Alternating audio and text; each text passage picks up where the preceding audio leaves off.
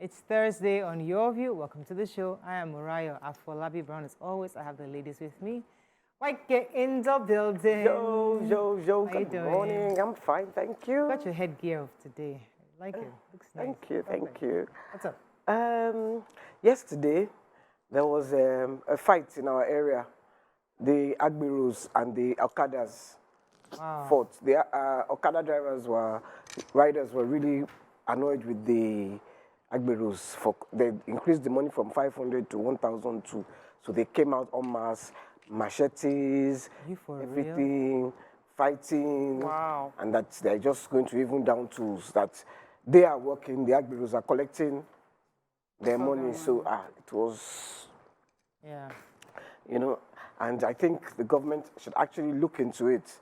This is not, I think this is even Ogun State. This is not Lagos State right now. This is Ogun State. They need to look into, but there is... Those taxes that just don't make sense. Because the buses from Lagos State actually come to that area, right. So you can't really differentiate. It's terrible. Emma, how you doing? I'm fine, thank you. It feels good to be back Yes, here. it's been a while. Ladies. Yeah. Missed you all. So let's get the show running. Anything happening with your life? Any high points, highlights? Yes, I am in my grateful girl era. Oh, like I nice. mentioned last week. I'm just grateful, basically. Fantastic. Good to have A lot you. of testimonies, but I don't want to start. Don't worry. Sharing Good. of Good. that. We love it. We love testimonies. Thank you. How you doing, Mariam? Fine, thank you. My own testimony is that I just got like sets of new bed sheets. It feels good.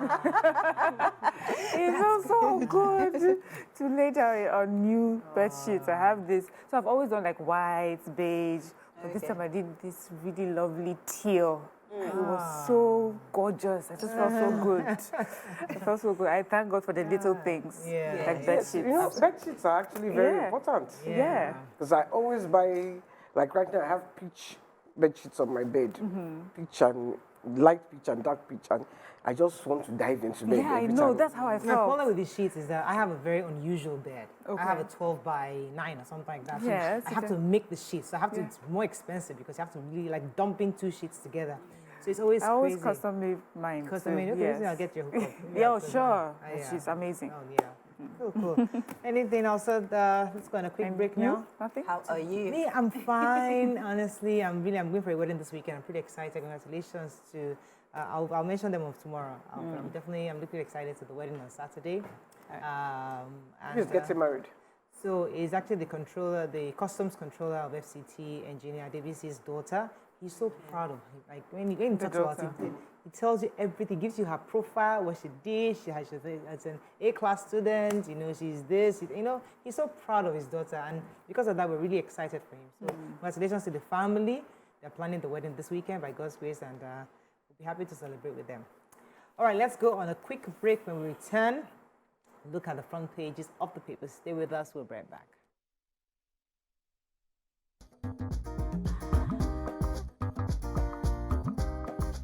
Stay tuned. Your View will be right back. Thanks for staying with us. We're going to start with the Nation. Appeal Court lays to rest Kano judgment CTC controversy. Inspector killed in policeman and soldiers clash. Picture story here. Senate State Governor of the graduation ceremony of over 4,500 people, including 2 grandmothers, through the Women Affairs and Poverty Alleviation Ministry, headed by Mrs. Cecilia Dada. Trial of 191 electoral offences suspect to begin. First Lady inaugurates market money scheme. 2024, 26 trillion naira budget. Federal government targets 7.8 trillion naira loan. Fashion Falaye, others intervene in Akeredolu Ayedatiwa. Okay, so the picture story is pretty interesting here. So Mrs. Cecilia Dada, Commissioner for Women Affairs and Poverty Alleviation, was able to support the state government in graduating 400 and 500 people, including grandmothers, through the Women Affairs Ministry. That's a pretty interesting story. Okay, YK, you have a story in the Nation? Yeah, or I have the major headline. Okay, no. Do you have it? No, that's not. Okay, there was a judgment by the appeal court or the Kano against the Kano governor, where the APC candidate was now, they said he had actually, they said he wasn't a member of NNPP when he became governor. So they have now given him judgment against him. But in the judgment, the certified true copy, the NNPP had been struggling to get it since Friday when they finally got it on Tuesday. And when they got it on page 67, judgment different from which they What talk. was Judgment different from everything that was written in the judgment.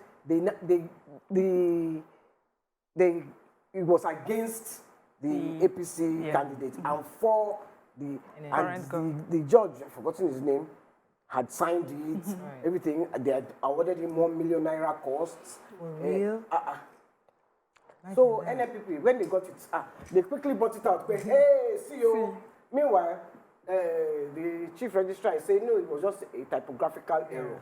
And everyone is saying, typographical, about how many lines, how many paragraphs is typographical? That one don't pass typographical. You know when you say printers, it's just maybe one word. Yes. Or one line. This one is paragraph Pages upon paragraph. What was? Well, they should find a way to redeem themselves. But for me, I think that NNPP actually have a case to take to Supreme Court. Look at the page 67 Look at the of the judgment. And I hope that the judicial system redeems itself. Okay, so the First Lady Oluremi Tinubu has launched the expansion of the market money scheme with a symbolic presentation of checks to the first beneficiaries at the conference center in Abuja. Senator Tinubu advised beneficiaries of the interest and collateral-free loans to invest their shares strategically. She restated the Tinubu administration's commitment to support micro, small, and medium enterprises so as to create a ripple effect for employment generation. She also said that, according to her, the support will go a long way in serving as lifeline to those struggling to make ends meet while enhancing the overall well-being of individuals. So this is just the first batch, but they plan to do much more across the country. And this was done yesterday, and the video was going viral yesterday, but the woman really grateful that she got her money. 50,000 naira, but it's a start to support families and businesses. Good. I have, they say no fewer than 191 electoral offences suspects have been lined up for trial that will commence very soon. They say close sources from INEC have said that this 191 is actually just the first batch, and they have 885 suspects. So everything totaling over 1,000. So 1,076 have been arrested across the 35 states during the February 25th and the March 18th national and state elections. They said that this prosecution of these suspects will be done by INEC in collaboration with the NBA and the police. So the NBA chairman also, said that they've given us a number. They said that they will be taking up the cases pro bono. They have 191 lawyers that have been listed to take these cases, and 16 of them are senior advocates of Nigeria. So that's also their contribution, towards, this exercise. They also gave us a list of states where these offenses were highest. And they said Ebonyi was leading, followed by Edo State, and then Anambra State coming third, and many others. There's some states were just like one suspect. So this is something that we'll be seeing when the trial comes, and let's see how many will finally be formally prosecuted and how it goes. But this really helps strengthen our democracy. Wait, Amala. Yeah. So an inspector has been killed in Adamawa in a clash involving the police and the soldiers in Adamawa. So this happened on Tuesday night at a checkpoint around Target Junction in Jimeta. And according to residents, the soldiers went to the police headquarters to vent their anger because a patient was denied admission at the police clinic. And the residents said that the gunshots went on for about 30 minutes, disturbing the peace of the night. But according to the Commissioner of Police, Afolabi Babatola, he said he has ordered an investigation into the clash, and he also warned that attacks on all security officers in the line of duty would no longer be tolerated under whatever guise. However, the commander of the 23 Armored Brigade, Brigadier General Gambo Mohammed, said his officers, he's talking about the soldiers now, he said his officers and men acted to rescue one of their own who was taken away by the police. He said, and I quote, "The police shot at our soldiers at a checkpoint. A soldier was injured and they went and hid him. The soldiers went to rescue their colleague and then they shot at them and they also retaliated." However, the governor, Amadou Fintiri, has appealed for calm and he has emphasized the need for interagency harmony to ensure public. I had that story too, and the police had also said that the military acted on false information that their colleague was killed by a police officer, and without investigating, they moved over 12 armored tanks. Oh, wow. The attack on their headquarters. So they're like, you are acting on it. Actually even killed the inspector. Inspector of police. When they killed him, if you see the videos of the police station riddled with bullets. Yes, it's in Punch. We're moving on now to Punch. You see some of the pictures in Punch. Kano Poll controversy, police, NNPP protesters clash, more clout over judgment. Picture story here with them. Just took Fintiri intervenes as soldiers kill inspector in Adamawa. Police tear gas protesters, shield Osun CJ from mob. 1.2 billion fraud. Emefiele gets 300 million naira bail, restricted to Abuja. Senate passes MTEF to probe tax waivers under Buhari. Niger junta sues Tinubu, ECOWAS, others, and ruling is December 7th. Fresh Naira scarcity hits Kano, Sokoto, Edo, and others, and FG slashes wage award by 100 billion naira labor kicks. The story starting in front. So they say the Senate has resolved to probe all tax waivers by the federal government from 2015 till date. And it's also seeking the cancellation of those not directly linked to non-governmental or non-profit organizations. The Senate is also ordering all the deregistration of all subsidiaries to the Nigerian Postal Service, being irregular and illegal identities, and has called for the investigation of a 10 billion naira that had been released by the Ministry of Finance for the proposed NIPOS restructuring and recapitalization. So it's just, the Senate saying that, these are things that they are going to probe. We constantly hear, back and forth, not confirmed yet, but obviously it seems to be true that some companies may have gotten some waivers, and they're saying that if you're a company or an entity, you've gotten these federal government waivers and you're not a non-governmental organization or a non-profit, these are things that they're going to probe and obviously maybe get them off the tax waiver list. All right, let's go on a quick break. When we come back, we continue with our reviews. Stay with us. We'll be right back.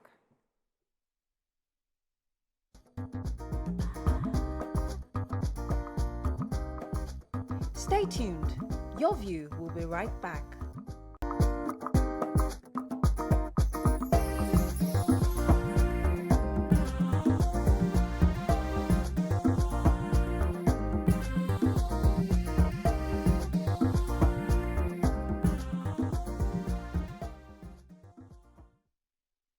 Thanks for staying with us. Let me take the Niger junta. Odamala, you ready? No. Let me take the Niger junta. So ECOWAS court in Abuja will, on December 7th, deliver its ruling on interim measures in a case between the state of Niger and 7 others and the authority of the heads of state, ECOWAS, and 2 others. The court fixed the date, December 7th. According to the Nigerian lawyer, Mr. Mukaila Yayi, and 5 others, argue that the sanctions imposed by ECOWAS, led by the Nigerian President Bola Tinubu, have occasioned adverse effects on the Nigerian people, including shortage of food, medicine, electricity, due to the closure of borders and cut off electricity by Nigeria. They're also saying that the suspension said that the respondents said that ECOWAS overreacted by imposing the sanctions, which were not successful, and that Niger was treated unequally and unfairly compared to other 3 member states, Mali, Burkina Faso, and Guinea. So the hearing of the case will be, the judgment will be heard December 7th, and we're waiting for that. Okay, another story in Punch. Okay, let's move on now. So, you have a story? Yes, Go ahead, I have a story here. Punch is reporting that there is a fresh naira scarcity in Kano, Sokoto, Edo, and others, and they're saying that despite recent assurances by the Central Bank of Nigeria that there is enough naira in circulation, and they are reporting that despite these assurances, there is still scarcity. And they said in some Lagos ATMs, the machines were only paying 5,000 naira to non-customers and 10,000 naira to the customers of the bank. And even if you go into the bank, you will not be able to withdraw over 20,000 naira per time. And this is also happening in Kano, happening in Edo. Even the POS operators have increased their charges by 50%, while some of them are complaining that they can no longer get lump sums. So that's the meat of the story. It's a whole lot, but I just picked the meat of the story. Okay. Yeah, the police put tear gas on the protesters who are trying to shield the Osun CJ. You know, the governor of Osun State had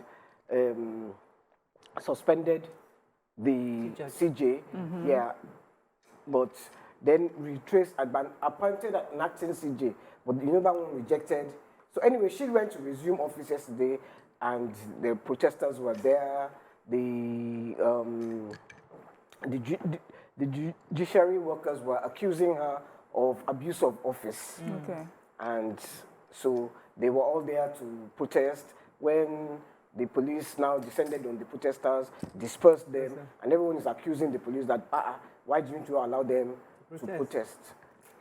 Okay, moving on now to Daily Sun. Osun, Edo, Anambra, Kano top 2023 electoral offenders list. Feel we have supplies to last beyond Christmas, Kyari tells Senate.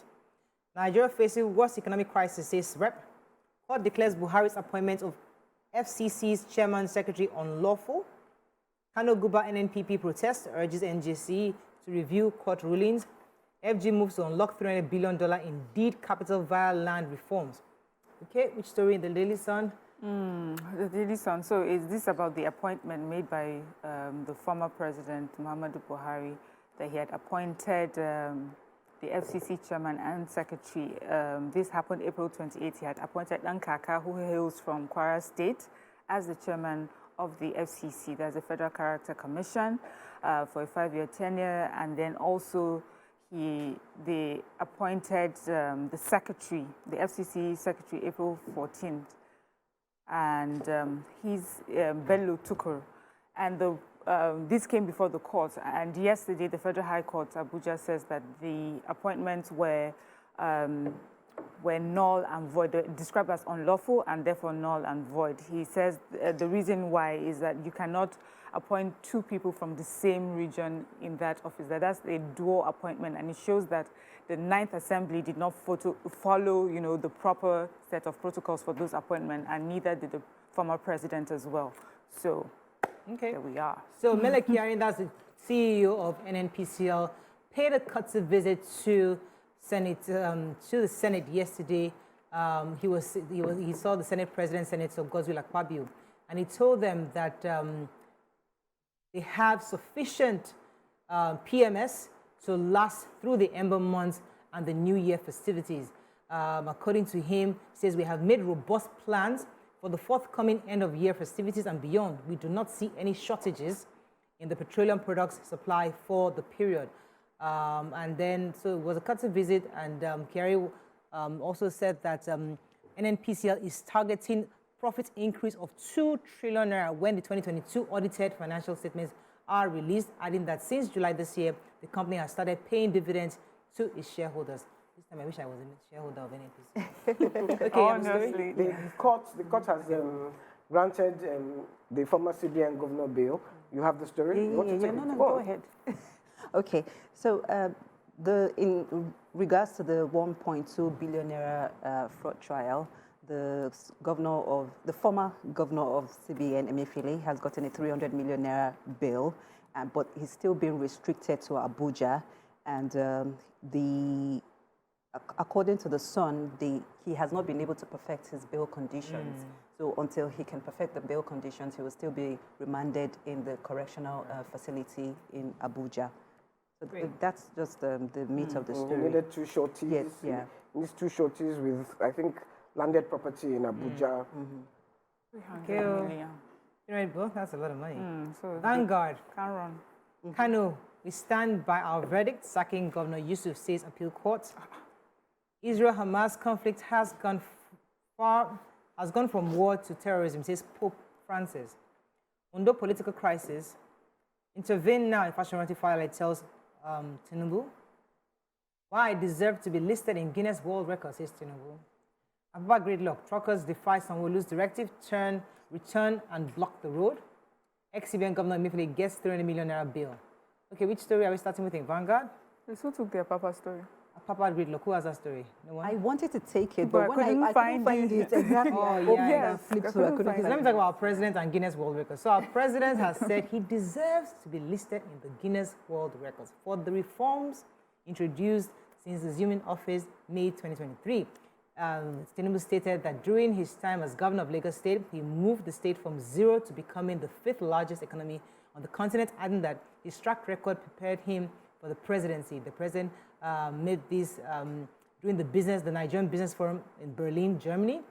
For those who fear various obstacles, look at me. I come from the private sector, and I'm one of you, trained by Deloitte. I served as, he was just going through, I governed Lagos for 8 consecutive years. Today, I can proudly beat my chest that Lagos State is on the horizon and the 5th largest economy. So he believes that he should, to me, if you didn't mention me in the beginner's book of records, I didn't strive to find a way to insert myself because I did it without expectation. My inaugural speech disclosed that what I would do. I actually thought the inaugural speech was a slip, but it's looking as if it was intentional, where he said, subsidy is gone. I thought it was a slip, one of those slips. I go, okay, you shouldn't have said that. But he's from what he's saying, I think it was intentional to say it's gone. I guess, let's Yes. end that story in Vanguard. Yes, in Nakura, the Chief Olufalaye and Ruben Fashion, they have urged the president to intervene between Ayedatiwa and Akeredolu. They said the state is suffering. There are too many lacunas because the governor is not there. The deputy governor is not allowed to take a position. So please. If I talk now, they say I'm male bashing. Ego again. These are egos. Please make it quiet. Okay. No, you are not male bashing.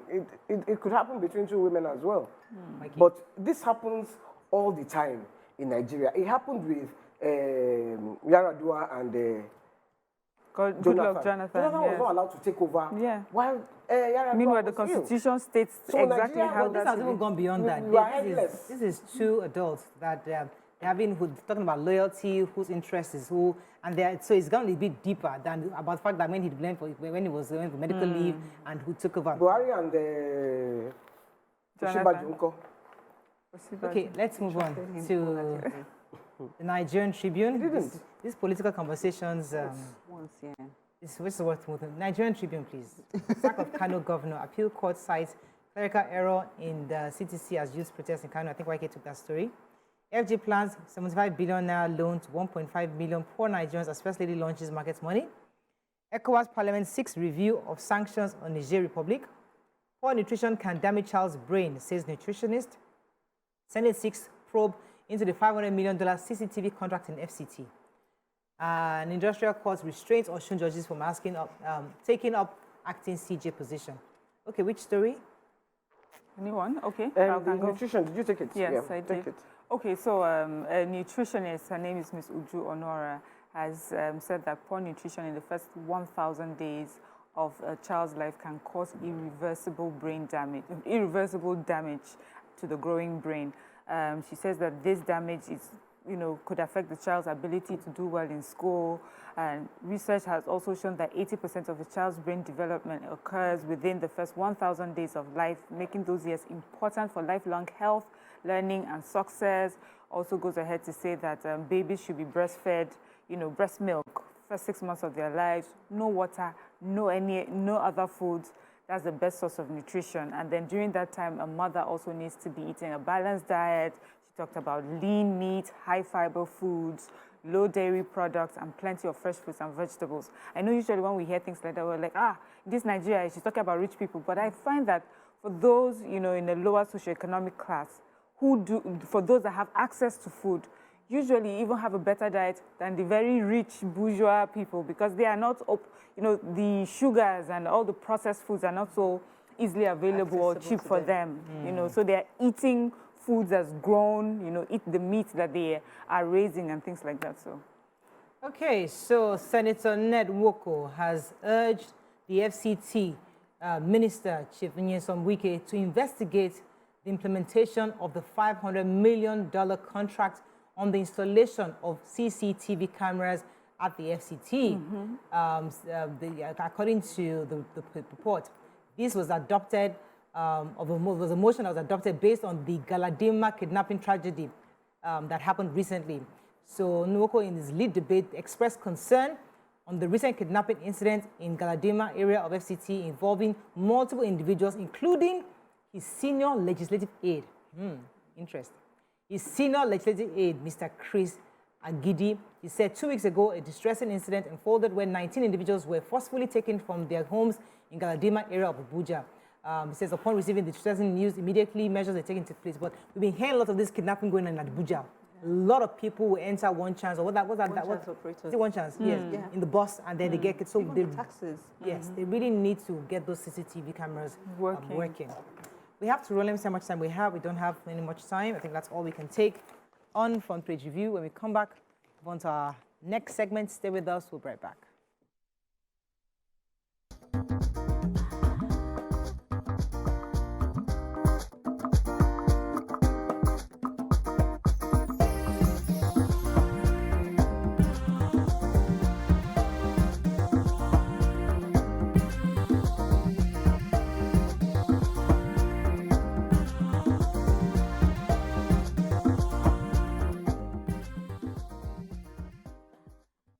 Thanks for staying with us. Today on the show, we'll be discussing and analyzing Mikel Obi's recent interview on exploitation in Africa.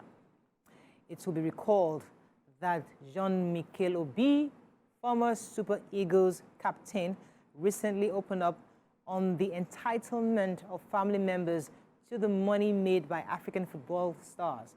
According to him, you get threatened by your own blood. You come from Africa, and this is something I don't think we speak a lot about. When you make money, it's not your own money.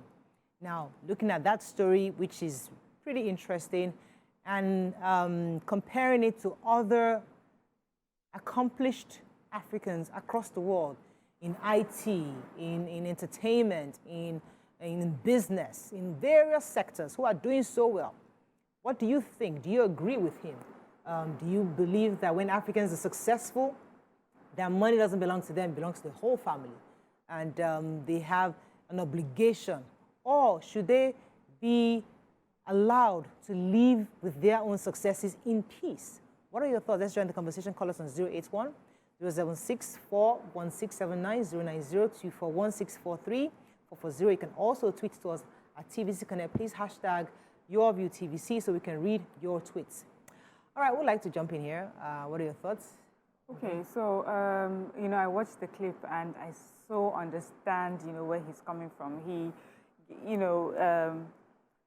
although because he's a footballer and he was talking with his co-footballers, he talked about how when you're a footballer, you make it, especially when you come from a family that it's financially vulnerable. So when you're the one person that finally makes it, everyone looks up to you to take them out of poverty, share your wealth with them.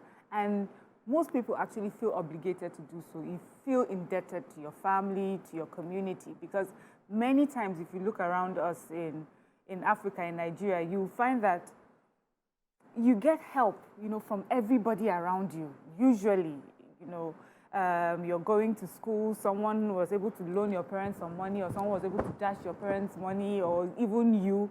It was never really, money did not really come from one pocket. It came from different people. And sometimes I hear far in the past, we used to have community members come together, put money together to send maybe 1 or 2 people out of their communities to go for education so that they can come back and give back. So that has become part of our culture where we all understand that once we start to make money, we give back to our family members.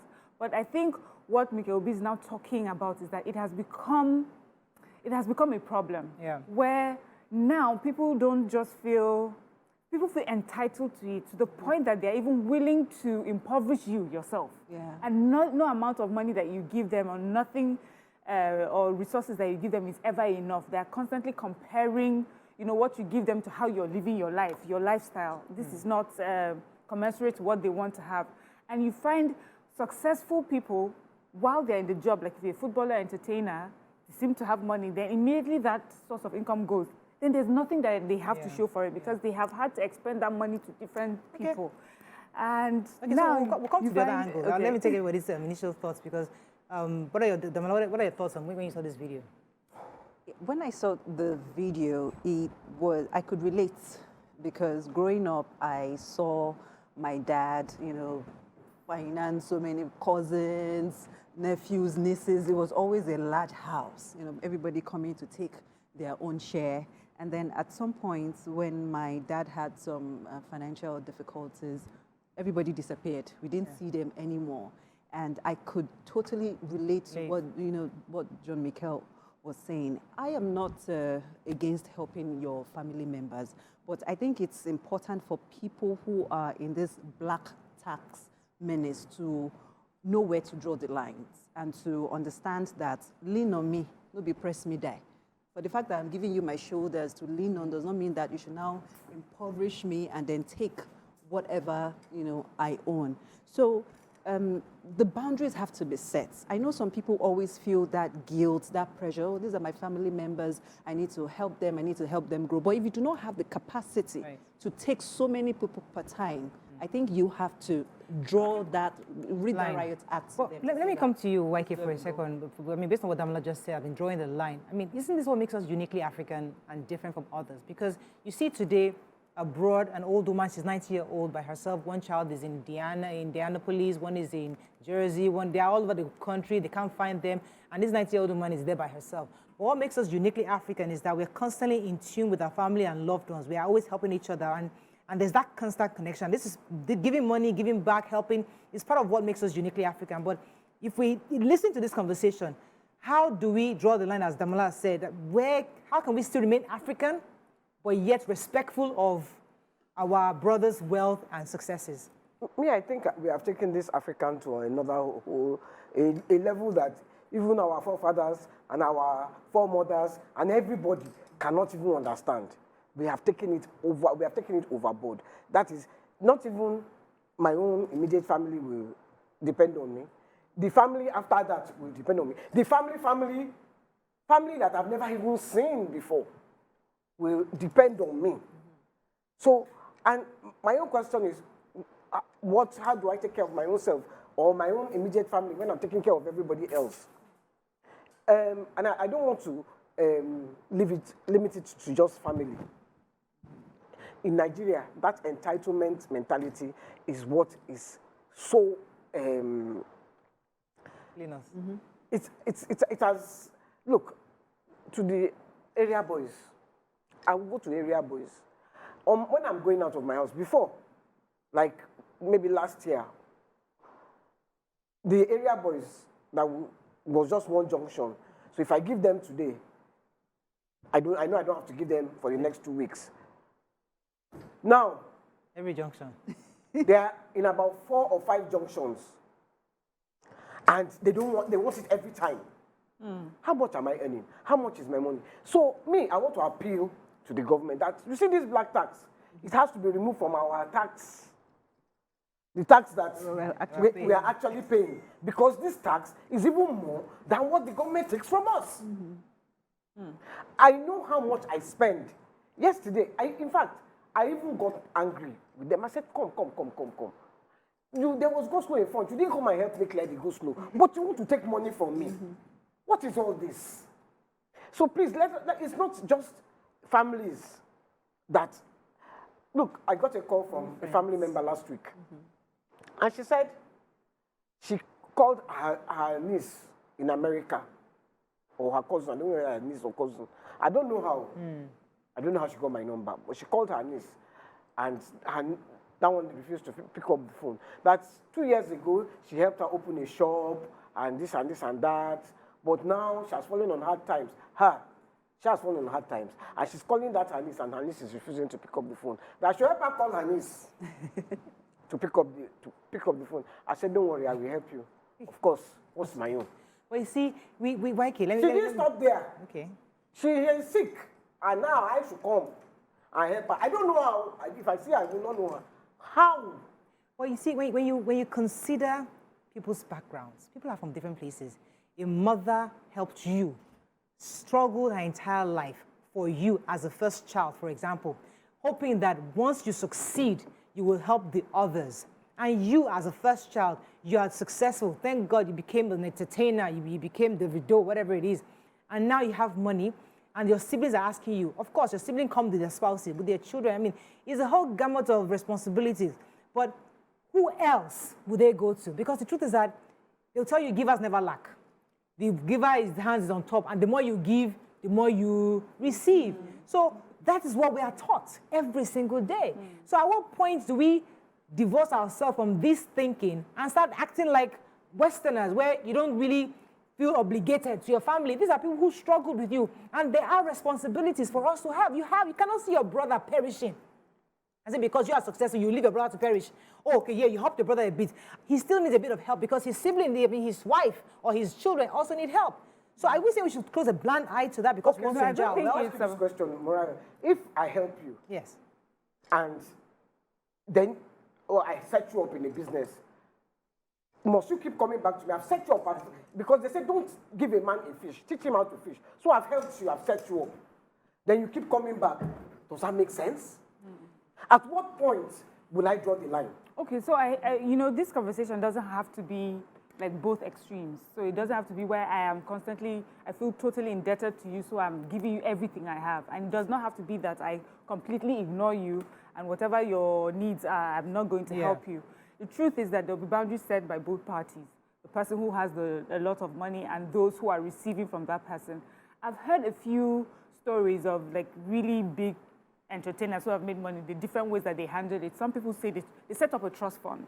So in emergency of very critical issues with families, they can go and withdraw from the trust fund. So if this money is away from my money that I'm using to take care of my family.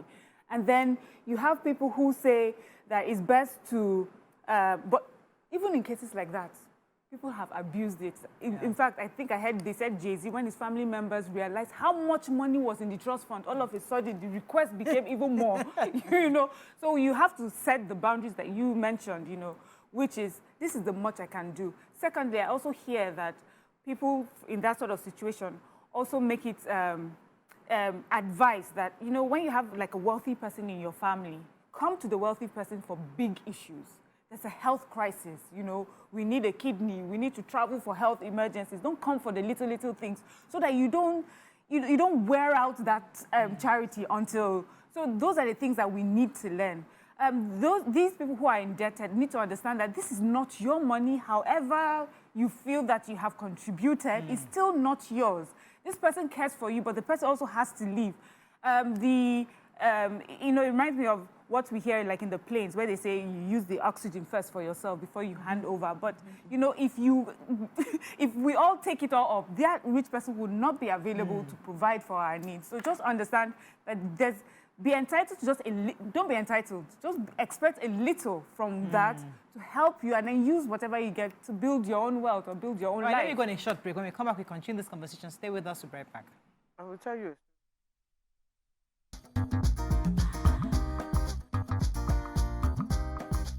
Stay tuned. Your View will be right back.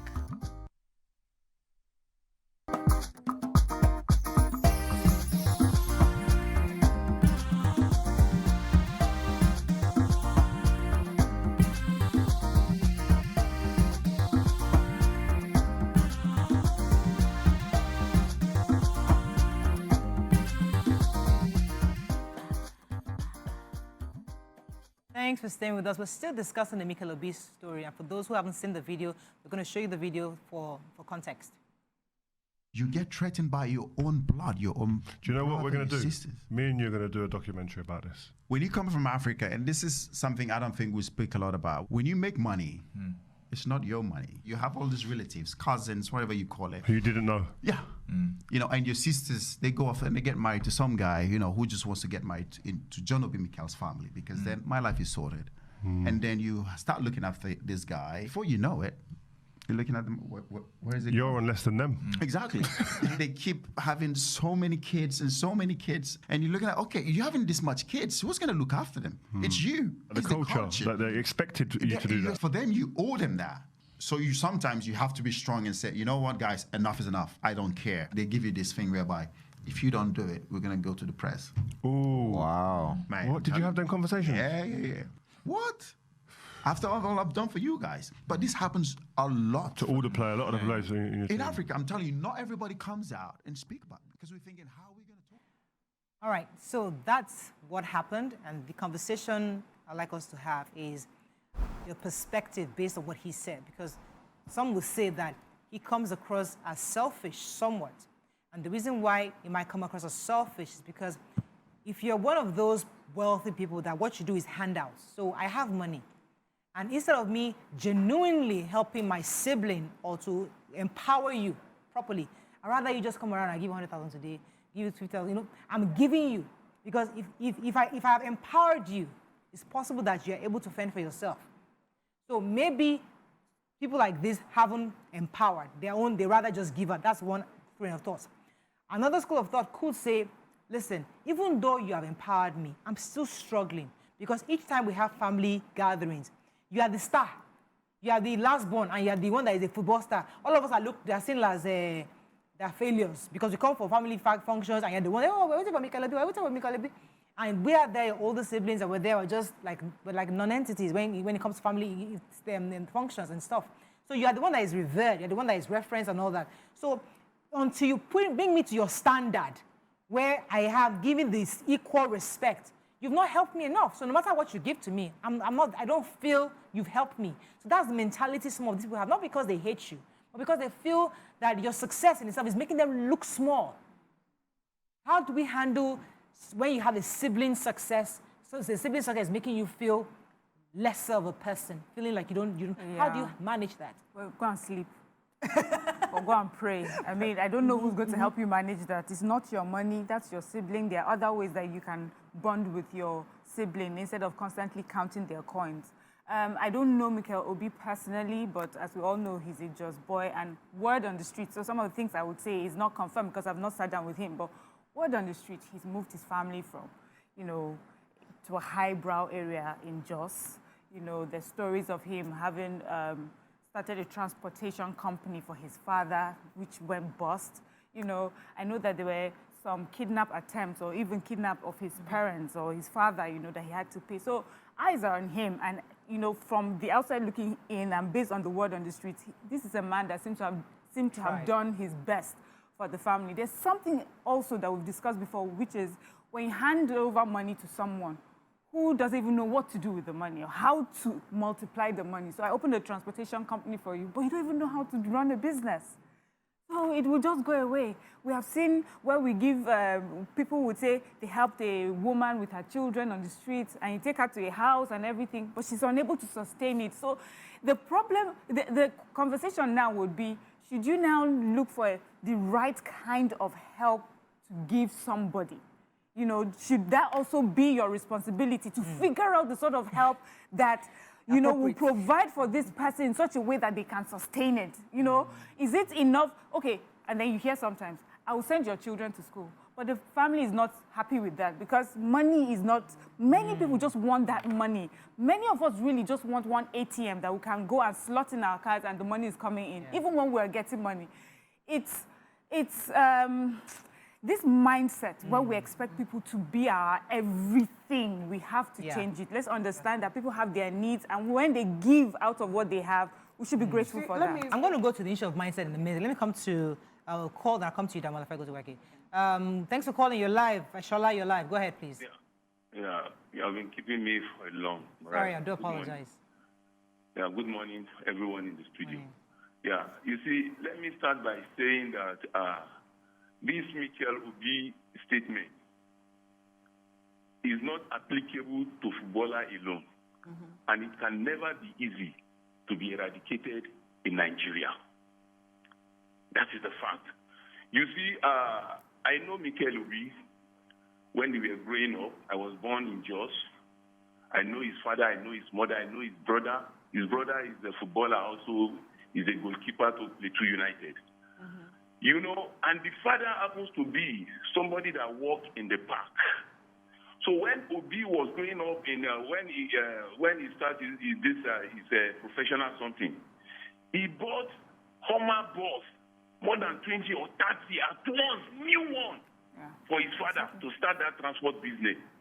Let me tell you, if people are not even ready to look up to him, not him alone, in Nigeria, when we started making money, even if people are not ready to look up to that person is ready to show off. And that alone will attract people to come to you. So that is why I say it can never be easy to be eradicated in Nigeria. And that is the fact. Thank you very so much. That is my Thank you very much, Shola. contribution this morning. Let me come to you, Damola. We're going to say something. Yeah, I was going to say that just in line with what Miriam said, sense of entitlement has eaten deep into our fabric as a society. And it's important that we begin to tell people that nobody is coming to save you.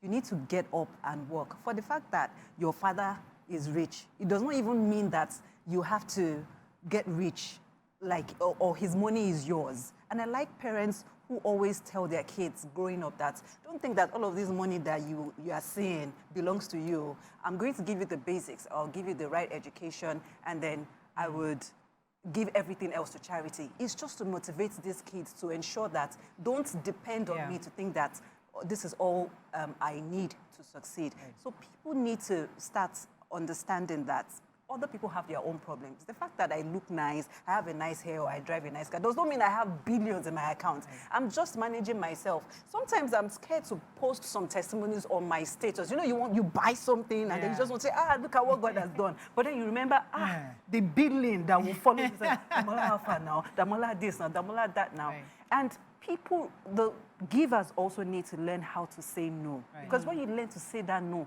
you have received your liberation and freedom. When you say no with your full chest, because nobody is saying that you should not be kind, but there's a difference between being kind and being does not address the issue of obligation.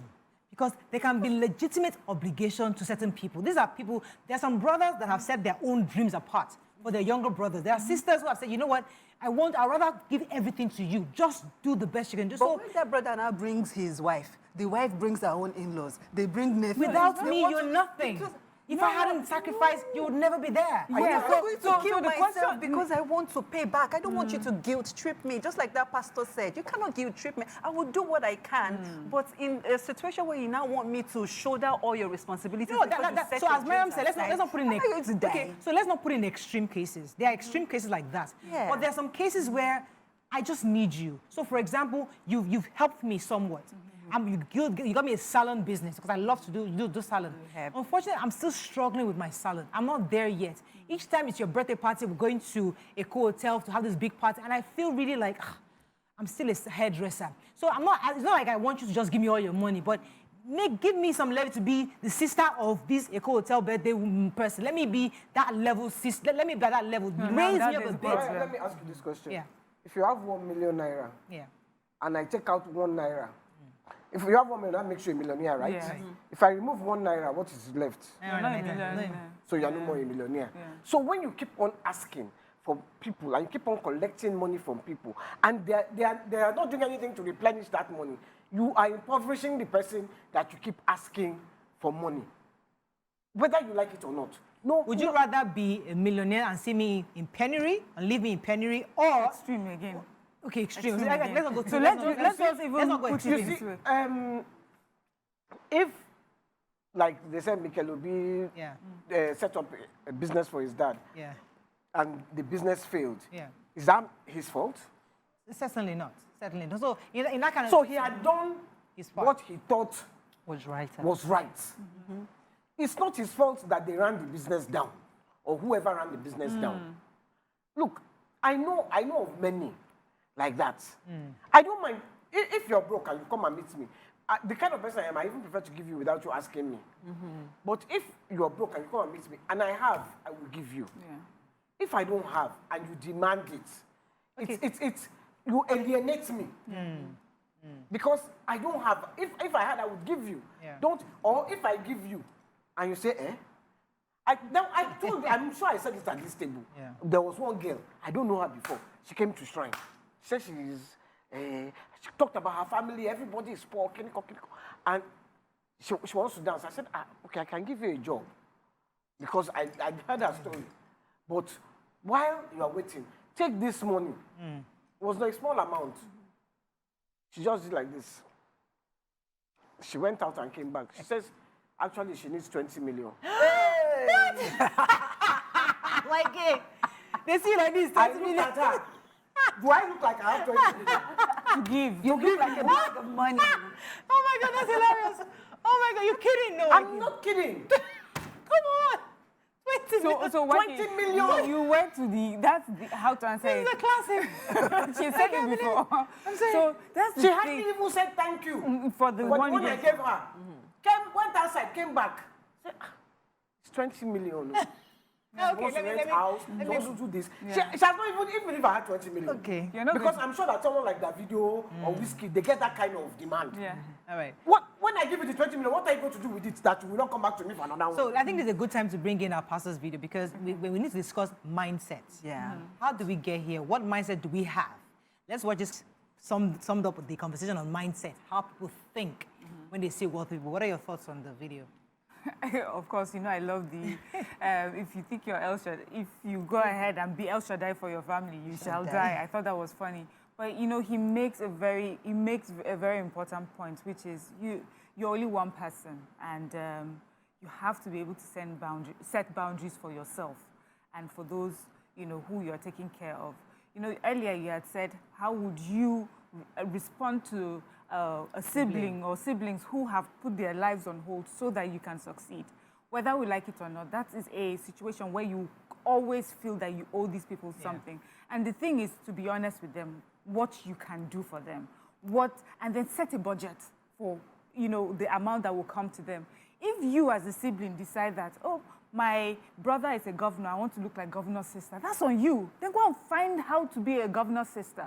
It does not happen. The governor did not become governor by looking to his friend and say, I want to be, you must work for it. Or just get what you can or what has been offered you by your brother. And he can show, and this is your brother who is able to express to you exactly how things are. This is what I can do for you. Also open your mind. This is your brother or your sister that has a family. There are children also coming in. What do you expect? How do you expect that person to take care of their own immediate family? The mindset really has to change.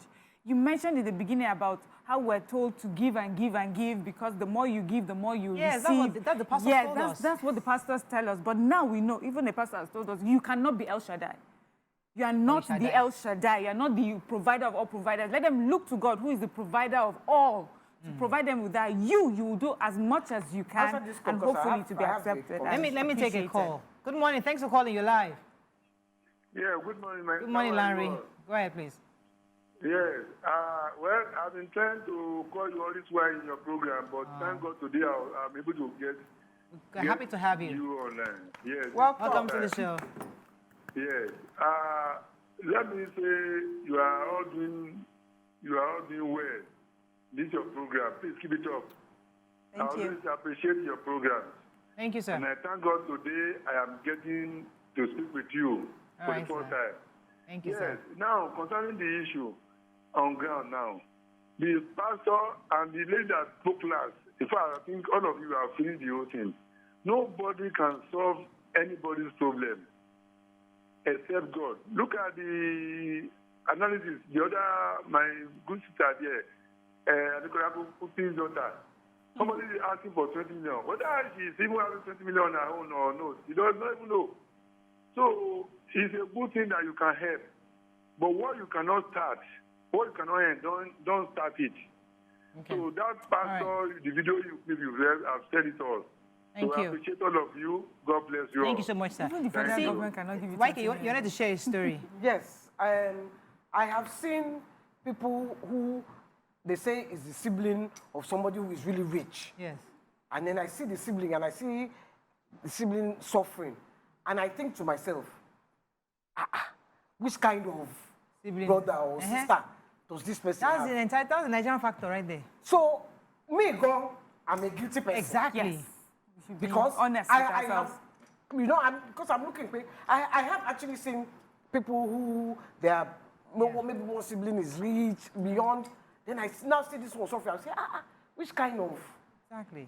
It's how we are raised. We expect family to support us or bring us to the level that we're. Because, again, as much as we want to want to criticize or judge Mikel for, let's even put Mikel on the second, on the place, and see African families as we are. Many of us got rich because somebody sacrificed. Many Africans. Somebody did something to get you where you are. Started you off possibly. Yes, you walked your way because you're special. You walked your way up. But the problem now is expectations of society. Just like Waike said, you are the sibling, you are the in-law, you are the cousin. Why are you living like this? Why is your brother not helping you? We put our own people under that kind of pressure. Imagine your own sister is the first lady of your state. Wouldn't you expect that your business would be better than it is today? In the least, you sell glasses. Wouldn't you expect that all the first ladies in Lagos State are buying your glasses? In the least, all the first ladies in Nigeria. In the least, at least show my business. I'm selling hair. Let everybody buy my hair. You're right. So it's a connection that I need. So I love that, analysis. And example. But the thing is, they will buy the glasses, they will buy the hair. It can never be as big as what First Lady is earning. So to not expect, even with all the businesses that she's sending your way, that you expect to be like exactly the same as the First Lady with entourage, that's the problem. Some that's siblings, the extreme, though. No, it's not the extreme. That is what people. That's what people want. They want to take the whole pot I'm Davido's brother. You must see me and Davido as he's bouncing off the stage, which I'm bouncing right behind him. That's what we want. As everybody is hailing Davido, I want to be hailed as well because here I am, Davido's sister or Davido's brother. But we need to understand that that's that person's life. That's that person's attainment. You in your business, you're doing as well as what you can, and also acknowledging and appreciating what your relationship with your sibling is bringing you. That business that's coming to you may not have come if she was not there. So if we have siblings that also appreciate, we actually do have siblings that will appreciate that, because people have come and say, you are First Lady's sister and you are here, you are selling. You're not meant to be selling. In fact, they will look down on the business that you're doing legitimately and say, why are you selling? Exactly. When you should be flying up and down with. So we should start talking to ourselves. That's the objective of this conversation. We are also as guilty as those we are criticizing this morning. Let me take this call. I'll come to you, Waike. I think it's Omolola I have.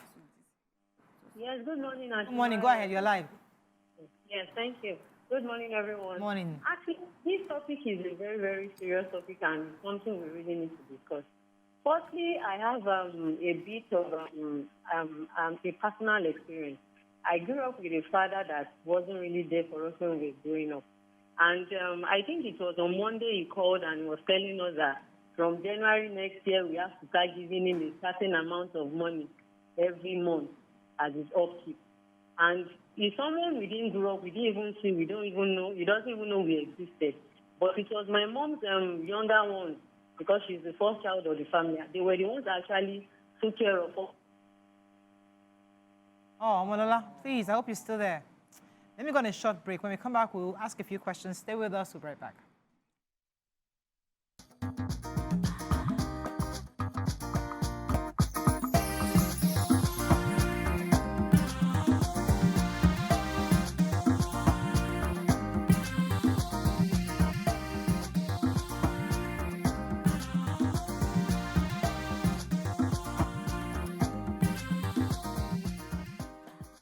Thanks for staying with us. We're still discussing this matter. And right now, this segment, I'd like us to address us, the family members that are related to these rich folks. Those of us that you have a brother who's governor, you have a sister who is very wealthy. Your sister is a star, she's an actress.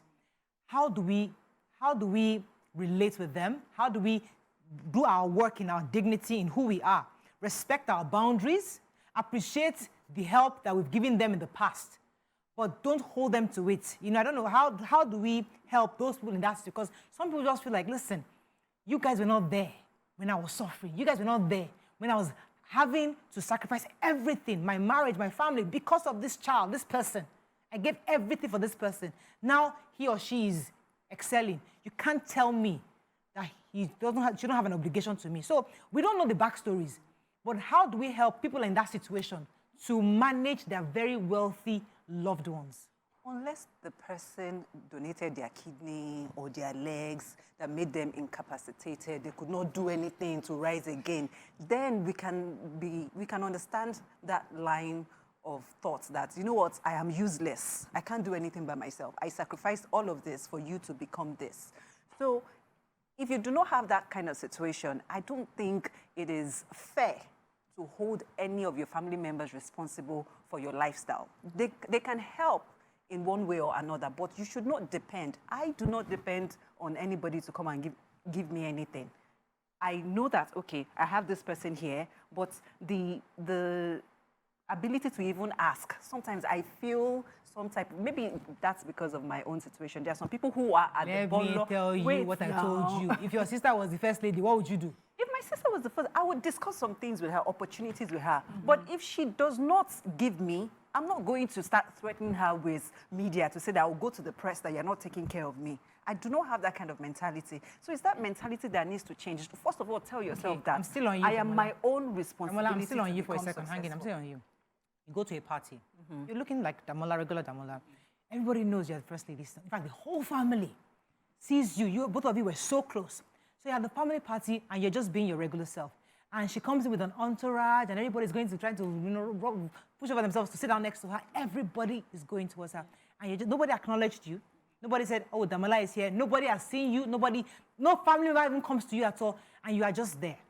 Now, how would you feel? Because I want us to really put ourselves in the shoes of those family members. What do you think about the response? Well, I'll come to Mariam. Put yourself in the shoes of these family members. It's not as if they are selfish people or they are ingrate, or they are not being inconsiderate. They are not. They are just understanding that, listen, you owe me. All this you're seeing, you wouldn't be happy, you won't be there without me. I gave it all up for you. Let's put ourselves in the shoes. Some of these people feel. Mariam. Okay. Can I just say something? If I do something for you, I am being selfless. I am not doing it because I want to earn from you in future. I am doing it because I love you and I help you. I sent my daughter to school. I did not send my daughter to school because I want her to... She's a retirement plan. I will now retire and say, you are now earning pounds. Please, see me. I need this, I need that. No. I did it because it was my own duty, I felt, to train her. Not to train her to help me. So, if you are being selfless, if you did it for reward, if the person doesn't make it, the person that you are paying for, if he doesn't make it, that means your money don't generate. Because that means you are not even helping yourself. To say, okay, I want to help. I'm just Okay, go ahead. So growing up, quite young, there was this similar situation where there's a relative that I had by marriage, and she was almost as close as, let's say, the first lady of Nigeria. Had her siblings, but there are other people that were also around her, and sometimes you would hear family members say, "This one is just these are friends. Their friends are getting more attention than family members, and that will cause some issues." But for me now as an adult, I understood what was happening. There are people who you will gel with because they're your workmates or they're your colleagues or where you are. These are the people that you can be with. Does not mean that you do not love your siblings or you respect them less. There are things that you do for your siblings inside the house that the people outside don't know. And some siblings that are honest and appreciative will forever be grateful, for that. Your children are in some of the best schools. They're getting some of the best jobs. Nobody knows that because when they see you, when she comes out and she's glammed all in gold, you're in silver. But you as a sibling, you know that there are things that she's doing. All these people standing here, they don't know. So you're grateful. But then we also have people who are ungrateful. Who, because you've seen how they've looked at your sibling, the one that is out there as the star, and you're seeing them use that comparison eye to look at you, and then you're feeling a certain way. If you feel that way, I would say, talk to your sibling and say, this is how I feel. when I come for your events. And I've also seen siblings who will take the time, like in an event like that, where everybody's fawning over them. And they say, come, come, come, this is my sister. This is my beloved. You know, they take the time so that you know that, see, without this, there's no me. Exactly. So you can also do that for God bless you. Yeah, honor. Can also do that. Sometimes it's not about money. It's not about me giving you money. It's about me honoring the fact that you have sacrificed for me to get where I am. Because some of these people, they're not looking for your money. They just want you to acknowledge and respect the fact that you are there because of them. Another thing, another angle, nobody knows tomorrow. Mikel, Mikel is the one I reference, but we don't know where Mikel's child will be or his grandchild. The father you abandoned, or the family, or the cousin, the brother, who maybe you sent him, so you abandoned him if you refuse. His child might become the head of Microsoft tomorrow. And then your brother, who was very wealthy, you probably didn't raise your child probably because you're all over the place playing football all over the place. You didn't have time to raise this kid. He grew up entitled and squandered all your money. And then he needs a job. It is that one that went to school in Nigeria that comes up, becomes head of Microsoft, and is not looking for a job. We don't know tomorrow. It's today that we see. And that's why the African culture and heritage reminds us, don't leave your family. Don't assume. Our African culture, we don't leave our family.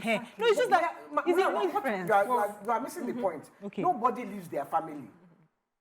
What happens is that there is a sense of entitlement, whether you are my family or not. Even if I'm your school friend.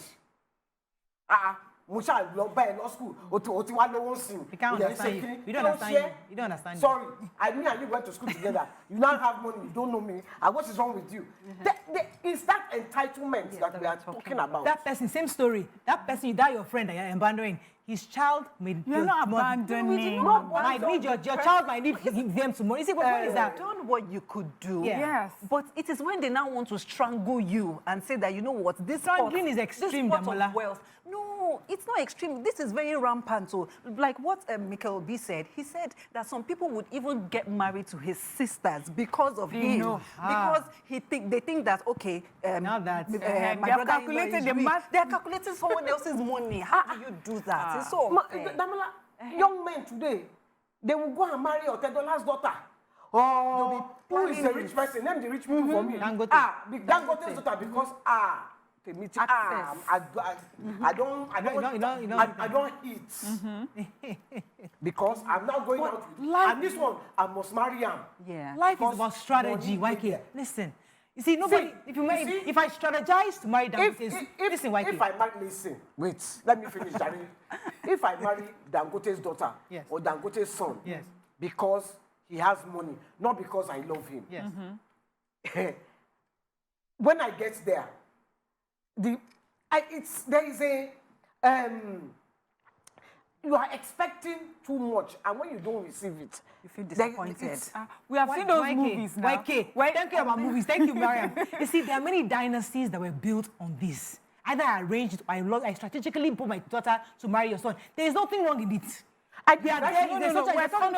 We're talking of people who would scheme and kill. Yes, almost. it happens. But that does not make it. That's not right. I've schemed to marry you. And when I've married you, now we now raise amazing children and we build them. Nobody remember I scammed you. No, there's a difference. He married, but unfortunately, he married the daughter that was not favored. Sorry, I don't understand. Yes. Oh, you married, say it again. He married a rich person's daughter. But unfortunately for him, it was the daughter that was not favored that he now married. Now enter the family, later one chance.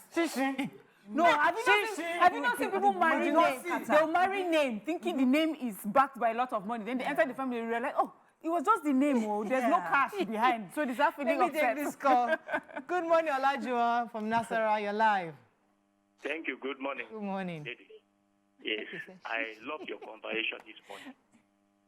Go ahead. It's a very hot one. I'm a first caller. Welcome to the show. Please, this topic is a very delicate topic. Just to handle on here like this. Religiously, whether Christendom, whether in the Islam, whether even our so-called, permit me to say our Sembaye, all our fathers. See, Bible said, you give me food when I was hungry. You give me clothes when I was naked. You give me water when I was thirsty. And they say, the Bible, according to the Bible, say, when do I do this? They say, when you do it to that your neighbor, that your brother, that your sister, that stranger, they say, you have done it to me. That is the Bible side. In our culture, our fathers, in individual villages you come from, we believe that they say giver artists are always be what? On top. That's the angle. Now, when you come to be careful, the carefulness there of giving is another. We see it. We believe that witches and wizards, power of darkness. There are some people, especially in all these our interior villages, it's even in the city where you are, that you see some bad-minded people, some bad people. When you give them something, they will use that thing, they will carry that thing, go to Babalawo, all this of everything. All right, thank you very much, Olajuwon. But you see, from what he's saying, I'm seeing as a successful person, if I was born and raised in poverty, for example, all I've seen is poverty. And somehow my father tried to get me out, to be educated. And because of that, I was very dogged in my quest for success. And I became successful. The only ambition I have, even if I start getting married, is to bring my entire family out of poverty. And I do that with the same vigor. I take them out, I bring them to the city, I try to establish, I do my best for them. But sometimes the truth is that many of us, in doing that, no matter how much you do that, the recipients are still, because they're not at the level that you are in, it looks as though, I'm losing my train of thought. Okay, you started on something that I think is important in conversing about black tax. Have you heard of people where, let's say we're all colleagues as it is right now, and then you're paid the same amount of money, but at the end of the month, or before the end of the month, you're broke before your colleagues. And I've heard where a boss will call you, how come you haven't bought a car yet? You started at the same time with these people. Because for you, you come from poverty. There's nothing, it's empty where you're coming from. So you're constantly trying to refill. And by the time you get, by the time you're standing with your colleagues, they may be your colleagues, but it's not the same. Because they have their money for themselves. Exactly. You're able to receive your salary and travel the world and have these nice handbags, but you know that you have to send it home. But this conversation is also a way to encourage people who are now making it that, you know what, it's okay to start building a nest that can sustain you and the family, because by pouring it in there, you are unable to build the sort of wealth that will carry you out of that poverty. Or you can even, in building that nest, if you look at it the flip side, sustain it. If you build that nest with them, they can actually carry you, because you might not be as wealthy as your friends, but even though you are okay, they coming and becoming successful can actually push you further up. You'll be surprised your siblings doing better and going to school. That one is sorry. Okay, let me let her. Mariah, you can train your children. I don't think your siblings. I don't think it's bad to help your siblings if you can afford it. Because you have been trained to elevate the people coming behind you. But when it becomes conga, conga, it doesn't empty. It's always bottomless. Bottomless. When you become it becomes like a bottomless pit. And you don't want to work again. You just want to be collecting from me. That's a different thing. That's a different thing. I want to help you. I want to bring you out of wherever you are. But I don't want it to be that I'm throwing my money constantly at you. At you, and you are not even doing anything to elevate yourself. People have to learn to, if I give you money, use it to elevate yourself. Don't use it. Let me tell you something. What if I'm a rich sibling and I have a brother who is taking drugs? Who's a druggie? Say I should continue giving him money. No, rehab. You just say but rehab is not quick sharp like this. But you will see you that have brother to make up your mind. You see that brother, you'll be wretched. You see, Yeni is a very wicked person. Look at her wretched brother. True. Look at, but you will not even go and look deep. Whether this my brother is taking whatever. Yeah, I was going to respond to your line of thought. Please, none of my brothers are taking banana before you go and say, none of my brothers knew. I was trying to respond to your line of thought when you said, okay, when you help your siblings, they can also help you. But it's not always the case. That's why when she said that you should not do things and be hoping to get something in return. I could relate because there was a friend of mine growing up, where we used to do this modeling work when we were in uni and we were using it, to support ourselves in school. But she would never buy good clothes. She would always, squat. And I was like, we are making this money together. So what's happening? She was pouring it back at home, sending her sisters to school, her brothers and all of that. Trust me. So one of the sisters now moved to the US with her. She's, she's maid and all of that. Help me do this. It's not even financially. Just help me look after my child. Or I need to go out. Can you help me, take care of the kid? I have something to do. Yeah. I have this. I have to be at work. She has not been able to sacrifice for her sister. And then when her sister was telling me the story, she was almost weeping like, Damola, you know how I struggled for this girl? I put my life on hold. My friends were balling and doing shakara. Me, I was sending my money home. And this girl, I'm telling her to help me nurture my child. Because what she did was to teach her that you receive from me. I will keep giving you. And all she's learned from that relationship is I'm the receiver. So she has never been put in a situation imagine where if she had done a balance, she would not even be feeling this. So that one just accepted because she felt entitled. And she still feels over-entitled because she's so entitled that she doesn't even want to help you that helped her. You're an ATM machine. You're meant to just give. To be never ask for help. What of the ones that go to America?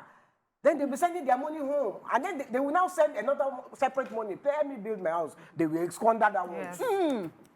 I saw a story on social media. The woman was crying. There's so many of them. I have sent all my money home. I told my brothers to build my house. They did not even buy the land, let alone lay a foundation. But the reason why I'm trying to understand the other side of the story, because I really want to believe that many of these people who maybe do things against their benefactors, it's not because they really want to do that. It's because they feel they have been betrayed somewhat. So, there are cases where your sibling is trying to, I'm not asking you to give me money. Set me up. Don't even worry about me, my children. I want my children to be educated. Everybody's doing Japa, everybody's going abroad. Unfortunately, they've been striking in university in Nigeria. Help, whatever it is you have, just help me take my kids. Now, the person who is wealthy is feeling a bit pressure because he has his own family, he has his own wife, he has his own children. They're also going to university, and he can't afford it. So this person he's feeling like I'm being betrayed because I did everything for you. You should take my own children at the same level with your own children because I sacrificed it all for you. So there are certain situations where even though we're not trying to stop your growth, but we must remind you that obligations to family is equally important to your nuclear and to your extended family who raised you. Make the point. Your extended family raised you. Yes. And you now reach there. The least you can do, I think, is to help, even if it's not his siblings, his children, to go to school, make sure they're in. I think there is no because you're helping them to But what would happen is you put your children in a certain school because you have the resources. And they expect that same school, with the high fees and everything, you should put their children. So the decision will now be left to you to decide if, I'll give my children less so that everybody gets something, or I'll put these children, somewhat decent, modest place so that I can give my own children the best lifestyle. So that conversation, you have to be honest about what you truly have. And your sibling has to be honest about what their expectations are. They need to understand, am I being entitled here, or are my needs valid in this case? If I were to sit down with my sibling and say, you know what, I don't really have this much money. I want to send my children to Harvard. I want to send my child abroad, to school. But I'll make sure that they go to a federal university. Not private, just a regular university. I got the fees. Some siblings may accept it and think you have done your best. Some siblings will think you're the most selfish person in the world. How dare you want to show that disparity? And the truth is, no one really can take care of all your needs. I would say for the sibling that has less, if you get any help in addition to what you get, be grateful. And your own children. So some people, it might be your sibling today, but tomorrow it may be your own children that will be helping the family. So don't be, what's the word, when it's deep inside you? Don't be resentful. Don't be resentful of what your sibling has and cannot give you. Just make sure you do your own best for your own that's coming from behind. Let's take a few comments on social media. I'm sure there are lots of people commenting. My own worry is that there's a richness in our African culture where we are constantly leaning on each other. And the Mikel Obi video somewhat was too Western or too foreign a concept where, yeah, and I hate using the word black tax. I mean, I try really not to use that phrase. Poverty, but why? Yeah, because I really believe there's something rich about our culture in supporting. But I hear you, boundaries must be set. We must understand each other to know how far and how we can ask of our successful loved one. But I really think it's something worth emulating, something worth sharing to the world than saying we don't want it because it disempowers us. I think it's an empowering culture for us to keep somewhat. But we are not saying that. We're not saying that because, look, the way I live now, the way we live, I live in a compound. Yeah. My brother has his house there. I have my house there. My nephew has his house there. The children are there. So it's a community. Yeah. And there is no way that we in that community will see one person going down and will not help that person. Certainly. We live in and that is the African way of living, communal life. It's communal living. And we still do it. A lot of people still do it today. The ones that do the Oyibo way, well. But after all of those who want to come into that community, so you have cousins or they feel like, listen, your grandma's sister I'm also related to you. I want to live in that compound. I want you to support me too. I am part of the Fela dynasty. I want to be in that How did you become part of the Fela dynasty? And we don't know you. Are you Fela's child? I am connected to you somehow, and I want to. No, are you Fela's child? You were married to a cousin's niece. And it was my father that helped Fela when Fela. Which father? When he jumped from the roof, father? and he wanted to die. And my father caught him. I was even going to say, if you come and marry me because I'm Fela's daughter, she that's you don't get. Let me take Blessing. Good morning, Blessing. You're live. Go ahead, please. Good morning. Morning. Good morning, everybody. Good morning. Good morning. I'm coming from a different angle entirely. You Okay. see, when we talk about African community, it's usual. I mean, we keep wanting to do the same thing our forefather did. It does not work. If you want to help anybody, help people from far away. Please, another thing I want to say is that don't encourage niece, nephew, and all those people to live with you, because there is no amount of what you give. It will always clash with your own kids at home. Then let me now go back to Yeni. Yeni, we're just some few months away in terms of birth. But I want to look at it from the angle that sending your children to school and giving them the best. I'm not saying you should expect much from them, but they will always come back and help you out. Give you the best. You understand? That aspect of, I'm not saying live on your children, no. But there are some things that your children, we always pray that let us have the best of children in our life. You understand? That is another thing. But keeping people in your home is what you people should equally discuss again. Give and bless people from afar. The moment you pass them under your roof, you are looking for trouble. And that is fire. Thank you very much, Blessing. So you believe that you bless from afar. Don't bring them too close to you. Let's take a I wanted to read Ehi said, I sent myself to school, so I don't owe family as much like that. But I help my siblings with rent, hospital bill, and child school fees because life has dealt them a bad hand. No, they don't feel entitled. They are eternally grateful each time. I don't help distant family relatives as much, but I'd love to when I become rich.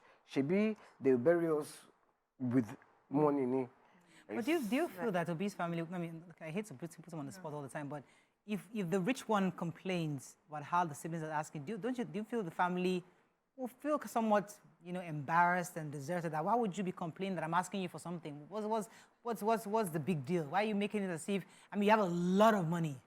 Assumptions. In your head. Yeah. Because people just look at you and profile you and just say, But you drive a Lexus 2024. Do you know that paying small? But they will not know. Honorable Ademola says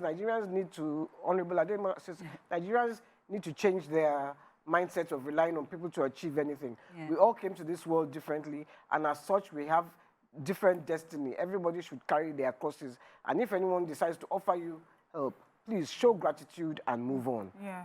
I don't want this Many conversation. Nigerians, sorry. Okay, sorry. You want to talk? Yeah, I was going to say that just a response to what you just read. I don't want people to listen to this and think that, oh, so I shouldn't, in a case where we're from a poor family and we've had siblings or family members just stop their dreams for one person, does that mean I shouldn't do that? I don't think that this is what this conversation is about.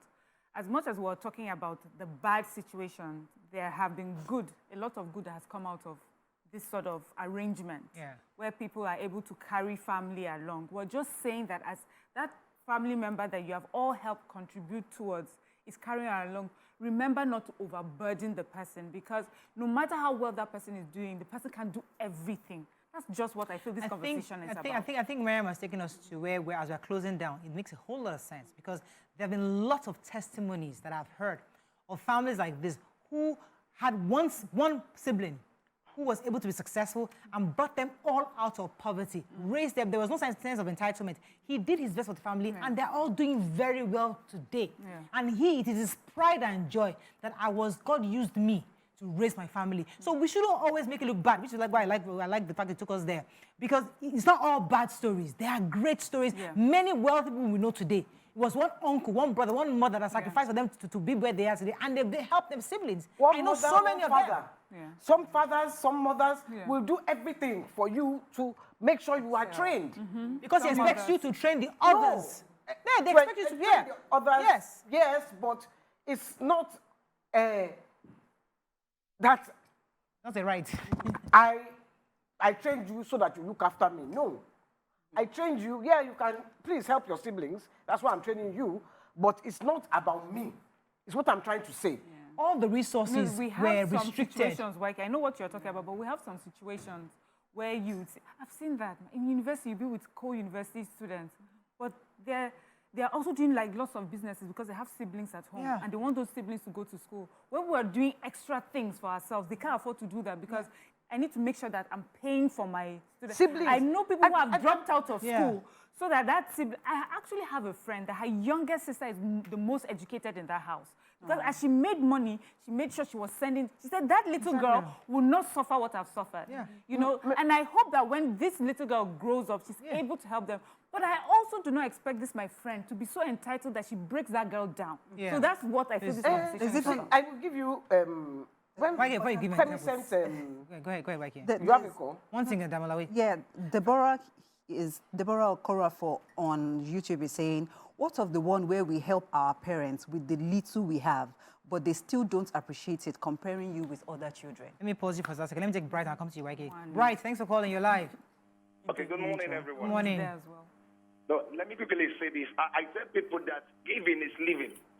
Giving is living. And another thing about giving is this. Giving can be grieving. Giving can be grieving as well. So what I say to people is this.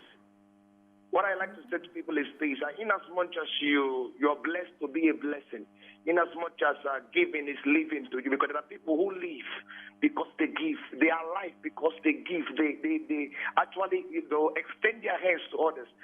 What I would say is, in as much as you give, I like you to apply wisdom in giving. It's important. Thank you. Yeah, I was going to say, my brother sent his first son, to England to music school. When Made came back, because he had been trained well, he started to teach his siblings the music that he learned. Nobody asked him, nobody paid him. He just started to impart that knowledge to his siblings. Now, that is, he didn't feel entitled and he didn't feel too selfish that he would not train his. So all my brother's children, they play the musical instruments perfectly.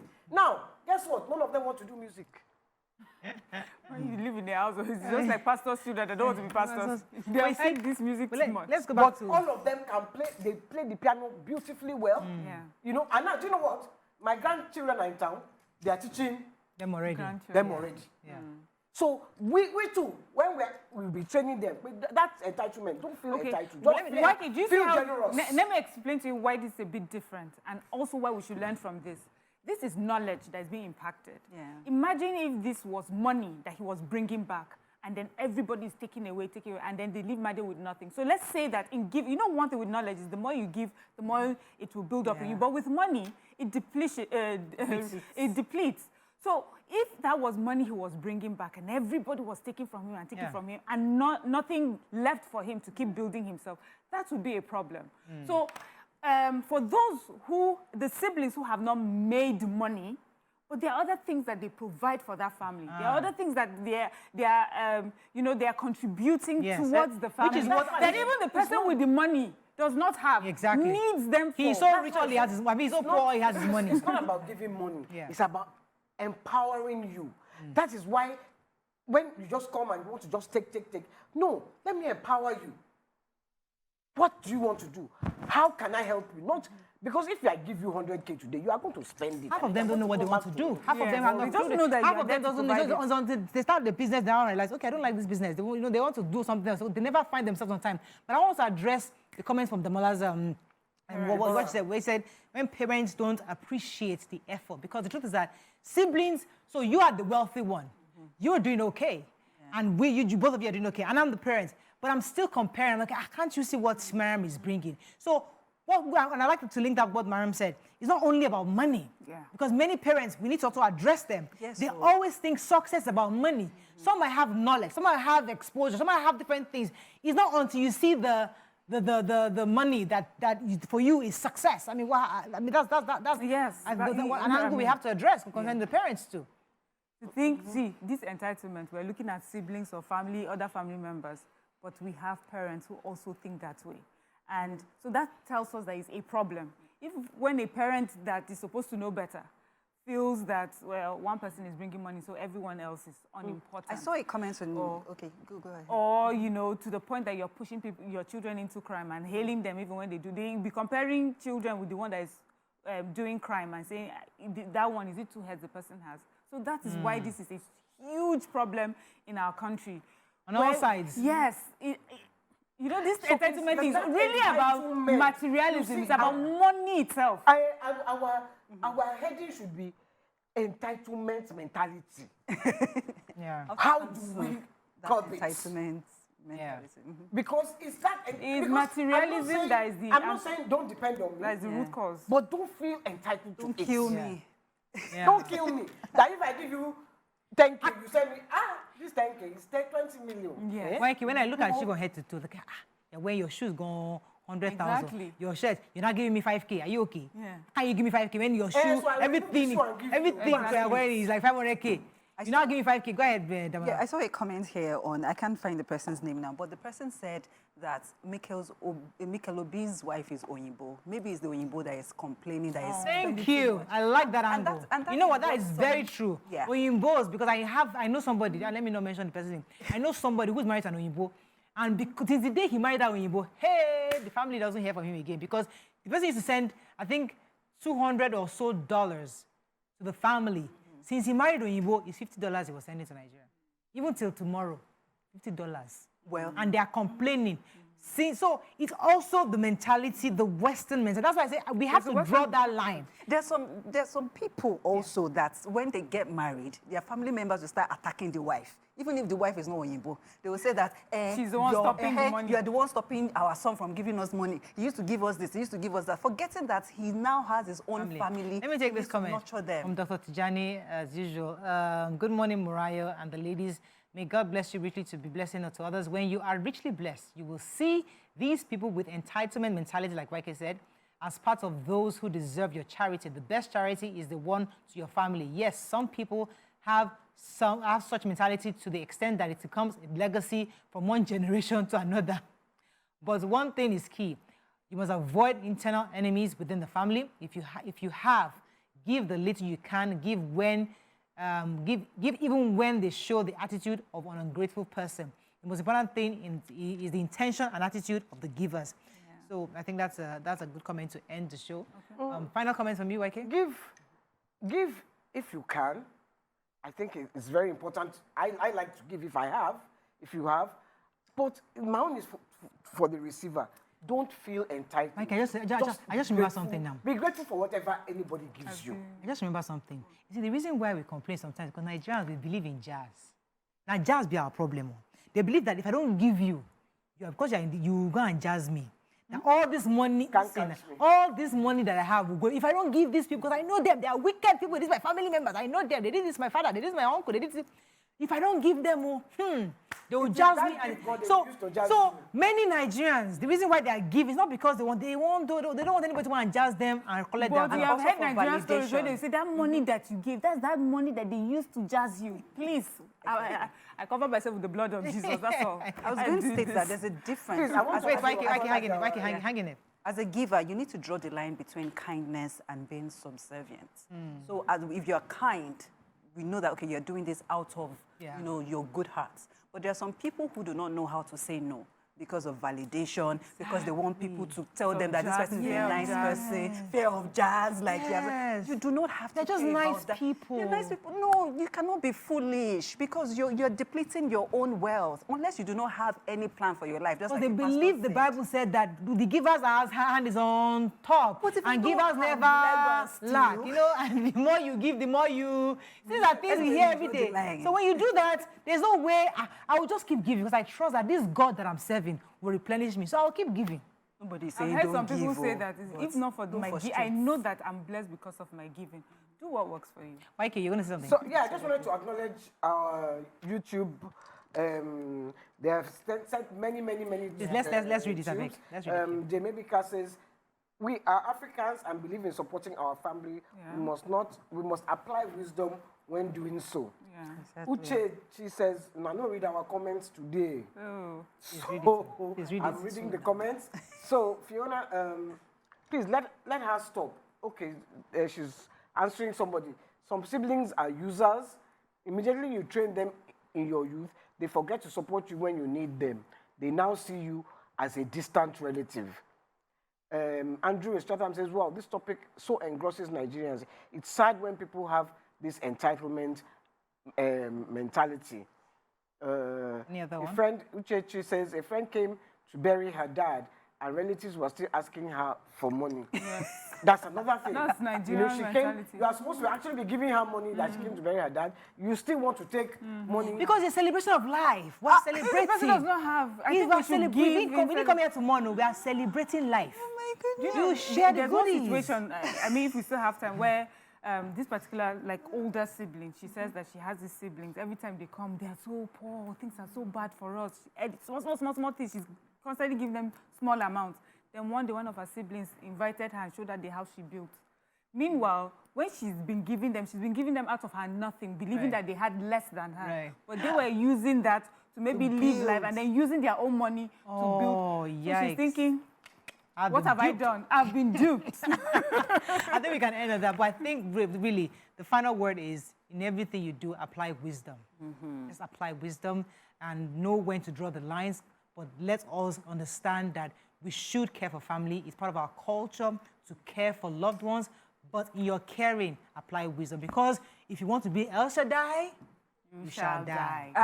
And all we can take. And that entitlement, address it. Okay, we just give a fantastic closing. Now disrupted it with... you and your pastor. Please. That's all we can take on today's show. See you tomorrow. Bye for now.